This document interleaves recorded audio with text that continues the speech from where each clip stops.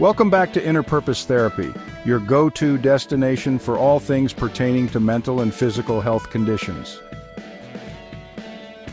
I don't think people understand addiction. Look, addiction doesn't discriminate, it doesn't care about your age, your background, or how put together you think you are. It's a chronic brain disease, rewiring the way you think and function. Now, I'm not saying having a beer at a barbecue or a glass of wine with dinner makes you an addict. That's not what we're talking about here. We're talking about the slippery slope, the gradual shift from voluntary use to compulsive need. It's about that moment when you go from I want a drink to I need a drink, from dabbling to depending. And let me tell you, it can happen to anyone. Your genes, your mental state, your environment, they all play a role. So, let's talk about person A. They're the life of the party, always out with friends, always on the go. Whether it's a casual get-together or a big celebration, you can count on them to be there, bringing energy and laughter. They thrive in social settings and seem to know everyone. Their calendar is always packed with events, and they wouldn't have it any other way.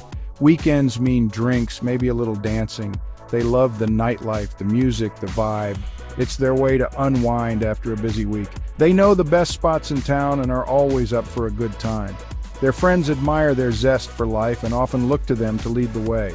Once in a blue moon, they'll take ecstasy at a club just to enhance the experience. It's not a regular thing, just something they do to make a special night even more memorable. They believe it's harmless fun, a way to amplify the joy they already feel. They see it as a rare treat, not a habit. They might even share a joint with friends, but never alone. It's part of the social ritual, a way to bond and relax together. They don't see it as a problem because it's always in a group setting. They think it's just another way to enjoy their time with friends, nothing more. They seem to have it all under control, right? They're confident, charismatic, and always seem to be having a great time. Their life looks perfect from the outside. They manage to balance their social life with their responsibilities, making it all look so easy. They even abstain when they need to, like before a big exam or a deadline. They're responsible, right? They know when to buckle down and focus, showing impressive self-discipline. They can switch from party mode to work mode without missing a beat. It's a balancing act they seem to have mastered. But here's the thing, even occasional use can be a slippery slope. What starts as harmless fun can slowly become something more. They might not notice the gradual shift, but it's there. The line between casual use and dependency can blur without them realizing it. Think about it. Their social life revolves around substances. Every gathering, every celebration involves some form of substance use. It's become a staple of their social interactions, almost an expectation. It's woven into the fabric of their social life. The expectation is there, the temptation is constant. It's hard to escape when it's all around them. They might start to feel like they need it to have a good time, to fit in, to be the life of the party. The pressure can be subtle but powerful. They might tell themselves they're in control, that it's just for fun, but how long before that fun becomes a crutch? They believe they can stop any time, that they're not addicted. But the more they rely on substances to enhance their social experiences, the harder it becomes to imagine those experiences without them.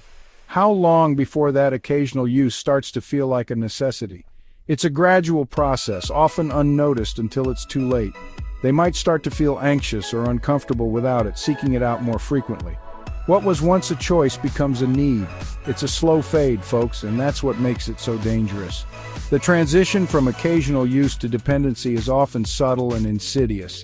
By the time they realize what's happening, they might already be in too deep.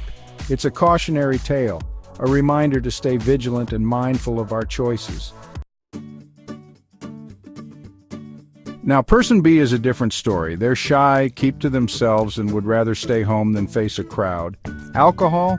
Only on special occasions, and they tend to go overboard, ending up blacked out.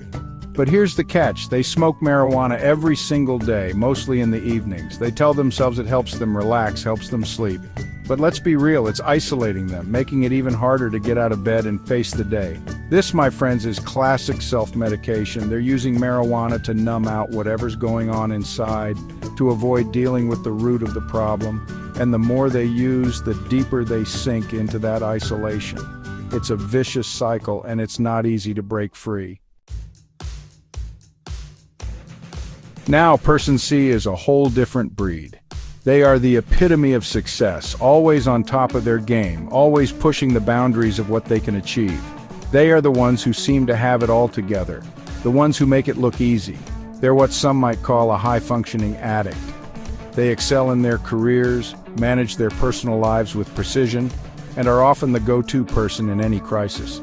They thrive in high-pressure environments where others might crumble. They don't drink often, and when they do, it's not to get drunk. It's all about maintaining appearances, about blending in, about showing that they can handle their liquor just as well as they handle everything else in their lives. They're all about control, about maintaining that image of success. They are the ones who are always prepared, always ready to take on the next challenge, always striving for perfection. But here's the secret. They're hooked on Adderall, using it to boost their performance, to power through long hours at the library. It's their little helper, their secret weapon, the thing that keeps them going when their energy starts to wane. They've convinced themselves they need it to succeed, that they can't function without it. It's become a crutch, something they rely on more and more, something they can't imagine living without. And when the anxiety kicks in, or the Adderall side effects hit, they reach for Valium to take the edge off. It's a delicate balance, a tightrope walk, a constant juggling act. They're playing a dangerous game, juggling two powerful substances, all while telling themselves it's all under control. They believe they can handle it, that they can manage the risks, that they are invincible. But the truth is, they're one bad day away from a full-blown crisis. One moment of weakness, one slip-up, one unexpected challenge, and it could all come crashing down.